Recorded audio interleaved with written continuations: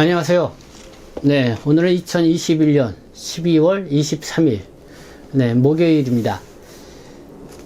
오늘은 주요 뉴스를 보니까요, 이 부동산과 관련된 뉴스가 있어서 여러분들에게 말씀을 좀 전해드리고자 합니다. 일단은 코로나19 상황이 이런 가운데에서도 국내에 이 부동산을 구매하고 있는 외국인의 수가 증가 추세를 보이고 있다라는 뉴스입니다. 그러나 쭉 뉴스를 보니까요, 국내 부동산 이 취득 건수 그 중에 외국인이 차지하는 거는, 그러니까 매매 건수죠. 외국인이 차지하는 거는 1% 미만이었습니다. 그런데 그 1% 미만 중에서 중국 국적자의 이 부동산 매매 건수가 58%인가요? 이 정도 가까이 됐습니다. 그래서 압도적으로 많은 숫자를 보였는데요.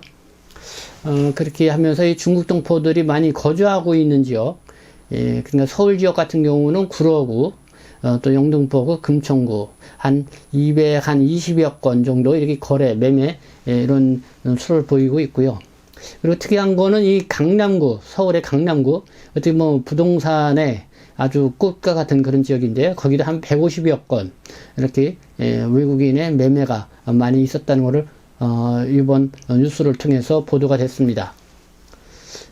그래서 이 부동산 전문가들이 분석을 하기는 왜 외국인들이 이렇게 한국의 이 부동산, 그러니까 아파트죠, 주로, 이렇게 구매가 계속 늘어나고 있느냐. 그거는 한국에 대한 K, 한류죠. 이런 거의 영향으로 이 부동산도 이 K 부동산, 그러니까 한국의 부동산에 투자하면은 여러 가지 그러니까 좋은 일이 많다, 돈을 벌 수 있다라는 어떤 그런 것 때문에 이런 투기 심리로 한국의 이 부동산을 외국인들이 많이 매매하게 되는 게 아니냐라는 그런 분석들을 내놓고 있습니다. 네, 어쨌든 국내에 체류하고 있는 외국 국적자 중에 중국 국적자가 어제 절대 다수적으로 많죠. 그렇기 때문에 중국 국적자의 이 부동산 아파트 구매가 많을 수밖에 없다고 생각합니다. 근데 이거를 실제 거주하기 위해서, 살기 위해서 이 아파트를 구매하고 있는 어떻게 보면은 중국 국적자, 우리 동포분들도 많이 해당이 될 거라고 생각하는데, 또 그런 시각으로도 이해를 해볼 필요가 있지만은 덜어는 이렇게 실제 거주하기 위한 그런 부동산 구매가 아니라 어떻게 보면은 재차 임대를 놓거나 투기 목적이랄까요? 투자 목적으로 이렇게 부동산에 관심 갖고 이렇게 구매하는 그런 사람들도 있다는 것. 그래서 여기에 대해서 좀 여러 가지 경각심이 있는 것 같습니다. 그리고 중국 동포분들이 많이 거주하고 있는 지역, 경기도 지역에서는 안산시, 시흥시, 이쪽 지역에서 이 토지거래 허가를 받아야만이 이 부동산을 이렇게 취득을 할 수가 있습니다. 그러니까 토지거래 허가 구역 내에서는 왜 그 아파트를 살려고 하느냐? 실제 내가 살기 위해서 그 아파트를 살고자 한다. 이런 허가를 받아야 되고, 그러면 그 아파트를 사는 데 있어서 그 비용은 어디서 마련을 했냐? 그럼 이 비용은 내가 한국에 와서 열심히 일해서 번 돈으로 이 아파트를 구매하는 것이다 라고 하는 그런 비슷한 입증을 해야만이 허가를 받아서 이 부동산을 구매할 수 있게 된다는 것이죠. 그래서 이렇게 하는 것은 실제 거주하지도 않으면서 그리고 이 투기 목적으로 이 부동산, 그러니까 아파트를 구매하는 외국인들을 좀 견제하기 위해서, 규제하기 위해서 이 토지거래 허가 구역을 이렇게 강화시키는 것을 볼 수가 있습니다. 근데 오늘 뉴스를 보니까요, 이 중국 동포분들의 한 30여 건 정도, 상당수가 위장 전입 또는 명의 신탁 등 이 불법 투기 행위로 이렇게 적발된 사례, 이런 뉴스가 있어서 여러분들에게 전해드립니다. 여기는 영주 자격을 취득하신 분들도 있고 그렇습니다. 그래서 이렇게 해서 적발이 되면은 어느 정도의 처벌을 받게 되는지 이거에 대해서 관심이 좀 있을 것 같은데요. 그래서 그와 관련된 뉴스를 여러분들에게 전해드리도록 하겠습니다.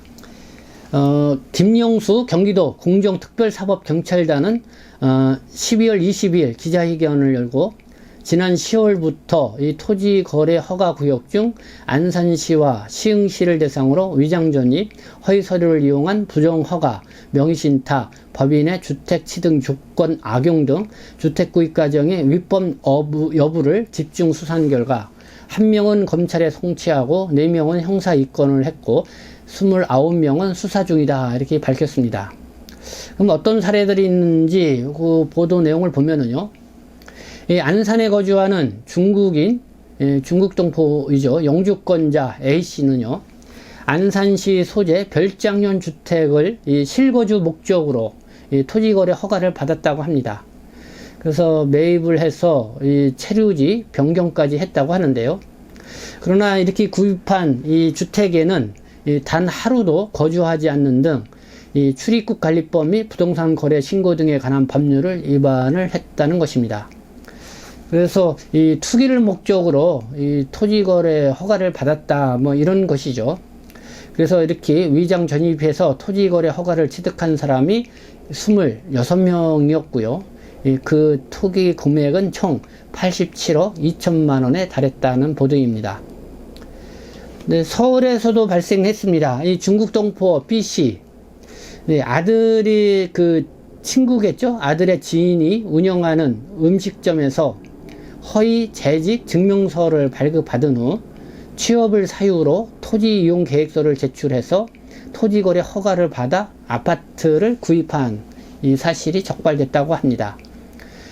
그러니까 허위 재직 증명서, 그러니까 실제적으로 음식점에서 일을 하지 않고 있는데 거기서 일을 하고 있다고 이 허위 재직 증명서를 발급받고, 그리고 그런 취업을 사유로 어쨌든 그 지역에서 내가 살고 있다 뭐 그런 목적으로 이렇게 아마 토지 이용 계획서를 작성해서 제출해서 허가를 받은 것 같습니다. 그래서 아파트를 구매했는데요. 이것도 어쨌든 불법 사례로 이렇게 소개가 됐고요. 중국 동포 네, C씨, 네, 안산시에 소재하고 있는 주택을 취득하기 위해서 자기 자금 100%로 이 자금 조달 계획서를 제출을 해서 허가를 받았다고 합니다. 그래서 이 실거주 목적으로 매입한 주택을 임대해서 이 월세를 받았다는 것입니다. 그러니까 자기 자금으로 그 아파트를 계획을 세워 사겠다 이렇게 계획을 해서 했는데 실제로 그 아파트를 매입을 한 다음에는 거기에 실제 거주하지 않고 다른 사람한테 이제 임대를 줘서 임대 수입을 이렇게 얻었다 이런 의미겠죠.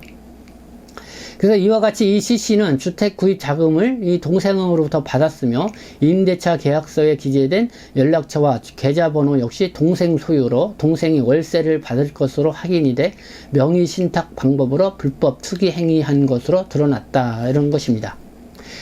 이 밖에 이제 법인 대표입니다. D씨, 직원 3명에게 기숙사를 제공할 목적으로 토지거래 허가를 받아 주택을 취득을 했으나 자신의 동생을 해당 아파트에 거주하게 하는 등 사적인 용도로 토지거래 허가를 받은 것이 확인됐다 이런 것입니다.